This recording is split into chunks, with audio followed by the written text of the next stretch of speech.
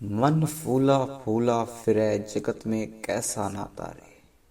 ये कबीर साहिब की वाणी है और इस वाणी में कबीर साहब चेतावनी देते हुए हमें ये समझाते हैं कि हे मन, जिन लोगों चीजों को पाने के लिए तो इतना बेसब्र हुआ बैठा है, जिन्हें खुश करने में, जिनकी परवरिश करने में तूने दिन रात एक करके रखी है, अंत में तेरे साथ वो नहीं जाएंगे।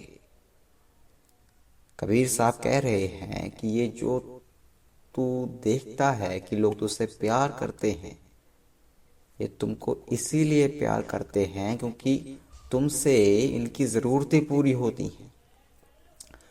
अब इसे हम एक कहानी से समझते हैं।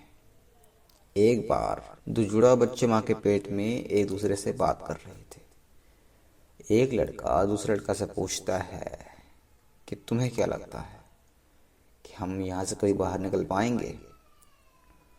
दूसरा बच्चा बोला कि मुझे नहीं लगता। उसने कहा कि अगर हम यहाँ से बाहर निकल भी गए तो हमारी जो पेट में पाइप लगी है, जो हमारा पेट भरती है, वो वहाँ नहीं होगी। हमारा पेट कैसे भरेगा? हम तो भूखे मर जाएंगे। बच्चा उस पाइप को अपनी माँ समझ रहा था, जो सही भी है क्योंकि हम उसे ही अपनी माँ समझते हैं जो हमारा पालन पोषण करती है। अब आप बताओ, असल में उनको खाना दे कौन रहा था? वो पाइप दे रही थी कि वो उसकी माँ दे रही थी? अब बहुत आप में से सारे लोग कहेंगे कि उस बच्चे को खाना उसकी माँ दे रही थी, पाइप नहीं। लेकिन आप उस बच्चे को ऐसे समझाओगे जिसने अपनी माँ को कभी देखा ही नहीं। वो ये कभी मान ही नहीं सकता कि उसको खाना उसकी माँ दे रही थी। अब आप कहोगे कि इस कहानी का हमारे सत्संग से क्या लेना देना?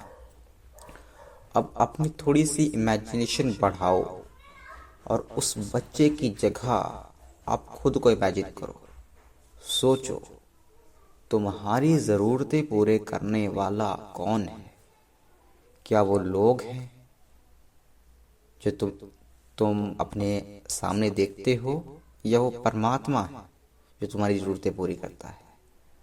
और अगर तुम्हें ये लगता है कि तुम्हारी ज़रूरतें जो तुम लोग देखते हो वो पूरी करते हैं, तो माफ़ करना, तुम्हारे में और उस बच्चे में जो ये सोचता था कि उसकी माँ वो पाइप है, कोई ज़्यादा फर्क नहीं है।